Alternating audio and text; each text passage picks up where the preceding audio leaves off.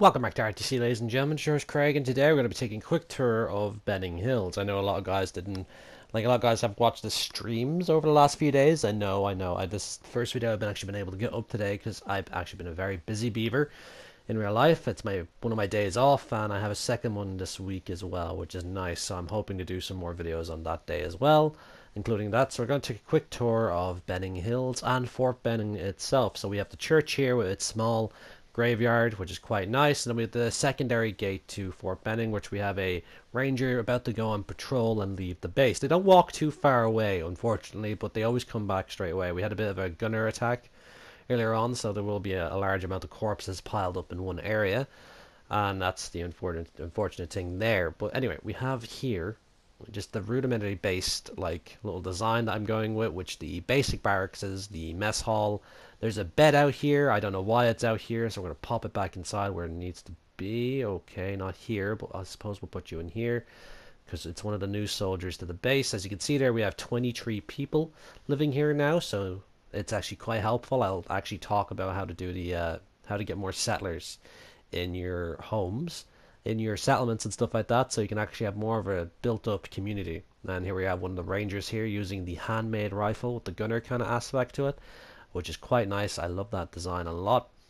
And right, and you can see at the top of the bed we have this base being built here, which is there's an upstairs armory, which I'm kind of thinking reconfiguring it to a downstairs one, and then building like somewhat of an officer's quarters up there, or a secondary barracks for officers, actually, that which would make a loads of sense.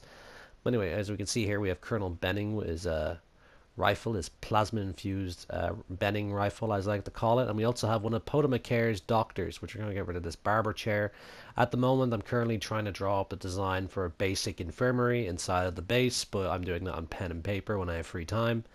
And yeah, that's pretty much it. I love these flagpoles, the Minutemen flagpoles, the US flagpoles. They are awesome. And we also have inside of here the mess hall, which we're going inside of now, which is quite nice. I like it a lot. It's a very homey feel. It's not too much of a military mess hall. It's just, I like the way I built this one up a bit. And then we have the quartermaster in here, not the quartermaster, the mess hall officer, who's also a retired Marine from Camp Dalton. So she'll have a bit of a story as well.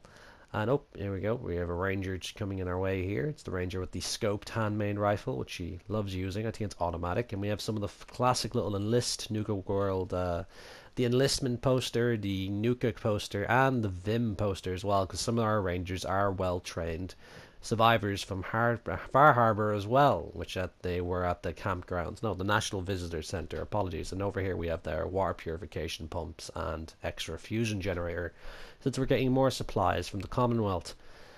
And if we go over here, we have the basic crop field with almost all the inhabitants out actually planting crops and harvesting crops and whatnot, which is quite nice. It's a nice built up area. It's actually a great place to get yourself some adhesive now, since you can actually collect up lots of veg and stuff like that to actually build up everything else. We have the basic little barracks or little cabin homes on the top of the hill for the civilians living here.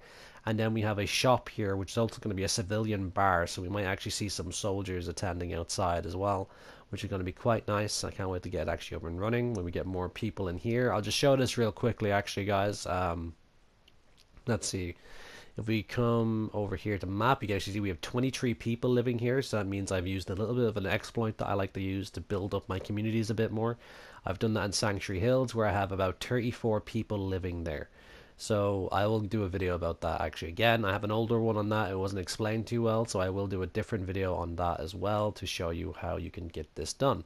But anyway, you see in here, we're now inside the plantation home, looking around Colonel Benning's home, where he sits and watches the please stand by screen, which is quite boring, but well, with mods being delayed indefinitely, I was hoping to get that Wasteland tape packed mod, which allowed you to play different kind of television ads and shows on it as well, so to give it more of an immersive feel that we have actually gotten the television back up and using old hollow discs as our means of showing different kind of media that's returned to the wasteland. But just doing the quick overview right now.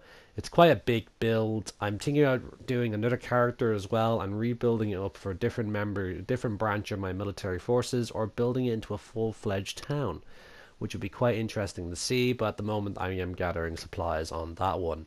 Of regards to my whole situation where mods are not available for PS4 yet, and there has been quite a lot of outrage as well about that.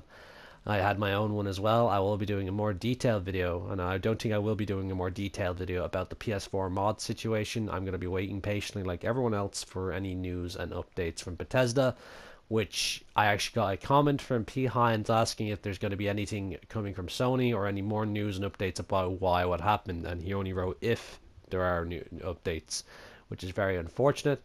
And well, hopefully now I'm actually considering buying an Xbox One to continue a modded series of Fallout 4. I have to save up for that first. And yeah, that's pretty much it, guys. I really hope you enjoyed this video, and I hope to see you next time on RTC. See you guys. Have a good one.